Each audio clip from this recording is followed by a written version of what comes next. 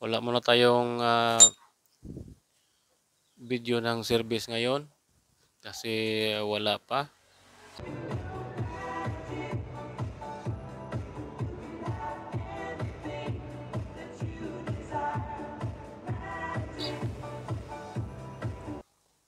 Mayroong coming na nagpabook sa June 28 pa. At ngayon makikita nyo yung itong dalawang magnet. Mayroong malaki at maliit.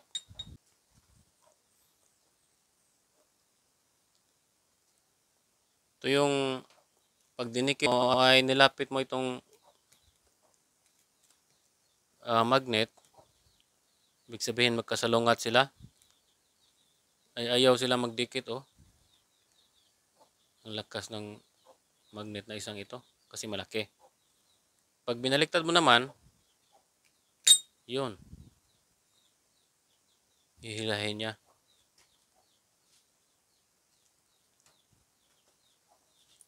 At itong magnet na to mga paps, balak kong idagdag sa speaker. Kasi nakikita nyo yung nakaraang mga video ko, dinagdagan ko ng magnet. At medyo nakadagdag naman sa puwersa niya.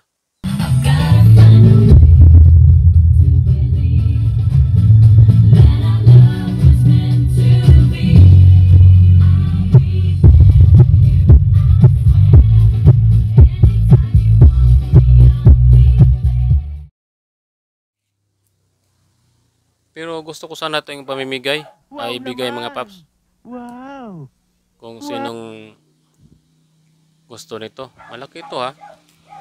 Oh. Malaki din. Magneto sa 15 inches na speaker na instrumental. Ito rin namang maliit. Itong magnet na malaki mga paps, balak kong ilagay sa speaker na Audiomaster. Pero nung tiningnan ko, may umbok ngayong mga malalaking speaker. Di na kailangan kasi pag may umbok yung likuran niya, katulad niyan oh, nakikita nyo sa screen. Pag nilagay mo doon, hindi na masyadong malapat yung likuran niya. Hindi katulad ng mga maliliit na speaker, yung maliliit na wattage ang ibig kong sabihin, na malalapad lang yung likod. Kaya pag dinagdagan mo, talagang lapat na lapat siya. At pwede rin itong gamitin mga paps pag halimbawa maliit na speaker, tapos papalitan mo ng malaking magnet, tatanggalin mo yung maliit. Katulad nito oh.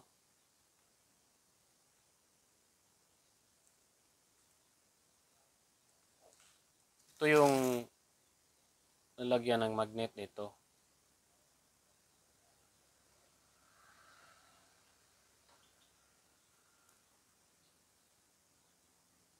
Ang laki ng magnet nito ay halos hindi abot ng isang dangkal.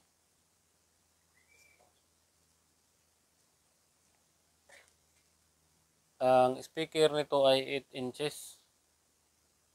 Ano? Tabi muna natin ito. Yan.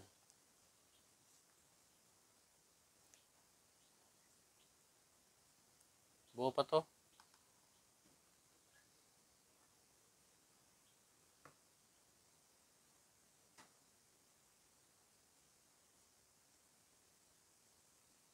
Ito ay speaker ng concert na yung home theater.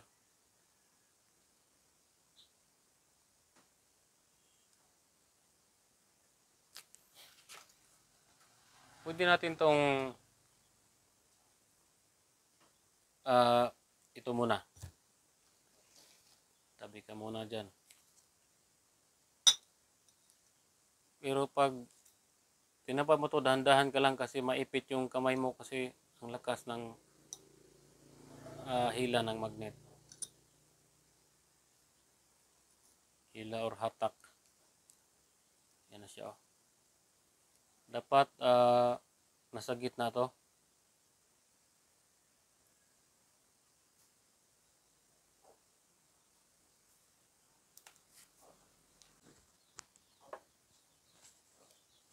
Dito ay gamit tayo ng Metrosan.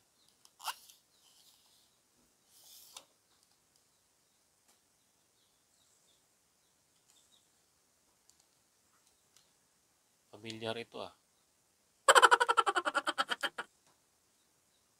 Pamilyar ba? Yan. Ang laki ng magnet ay mahabot ng 16 cm. Dito. Meron namang umbok dyan sa gitna.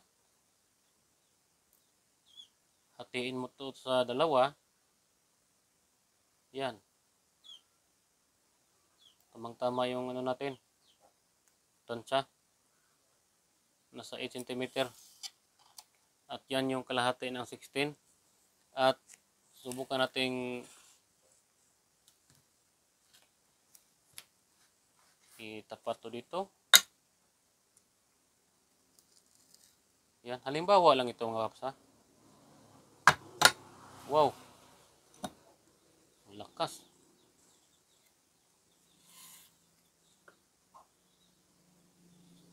Yan yun siya oh. Mahirap mga paps, sigit na. Pero pag natanggal ito kailangan mo pang palitan ito ng malaking butas.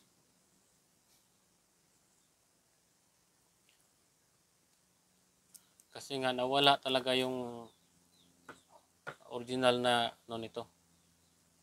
Ito. Pero para sila na 8 inches. Yan. Halimbawa lang ha. Yan yun. Ang so tingnan oh. Ang laki ng magnet niya. Pag ganyan. Kaya ibig sabihin yan, yung impact ng kalabog niya, mas ano bang tawag doon? Mas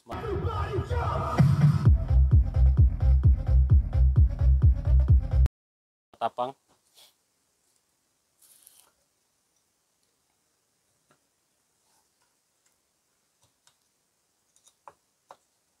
Ayun, ayaw na matanggal.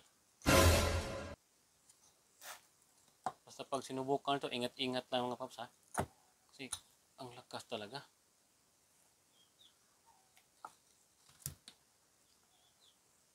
Tabi muna natin.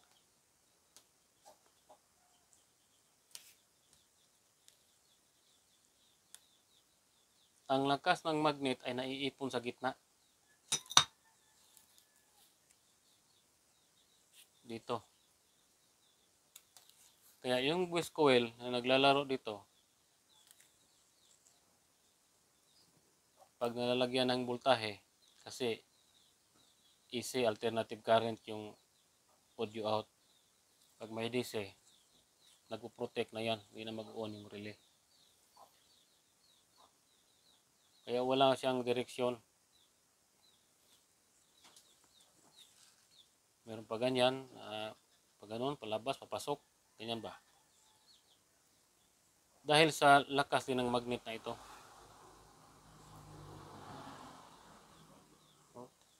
Tingnan natin yung pagkakaiba ha. Dito. Parang chill lang. Pero sa gitna, parang sasama na siya. Hindi naman ito magnet. Baka lang. Ito yung magnet. Pero lumilipat sa gitna yung lakas ng magnet na ano. Ito sa gilid. Meron din akong tips mga paps. Halimbawa yung screw nyo. Pag Kukuha tayo ng screw ha.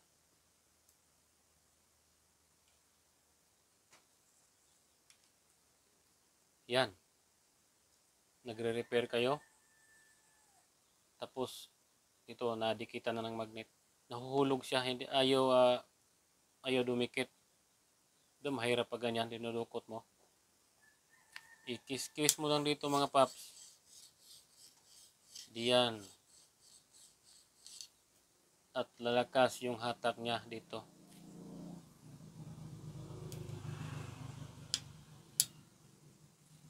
Hindi ka na mahirapan. I-kiss-kiss mo lang ng i-kiss-kiss. Kahit mga 50 seconds. Ganyan. Didikit na yan. Kunting kaalaman ha. Ano nga pala mga paps? Paki-subscribe sa aking isang channel kung gusto nyo ng mag-repair ng amplifier. Doon papakita ko sa screen. At abangan nyo na lang mga paps yung sunod nating video. Yung setup ng sound system ng mini sound. Oh.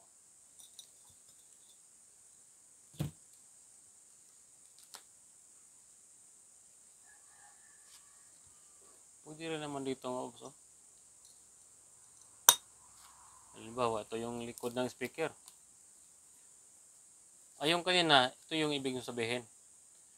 Pag maliit na wattage yung speaker mo, mga 200 watts, lalo na instrumental, yan, malapad dito yung likod niya. Pwede mong dagdagan yan.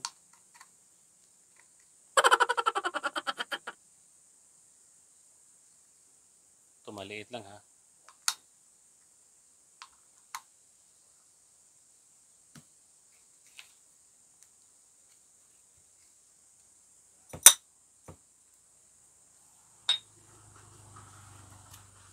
Inuulit ko kung sino may gusto nito. Mag-comment lang.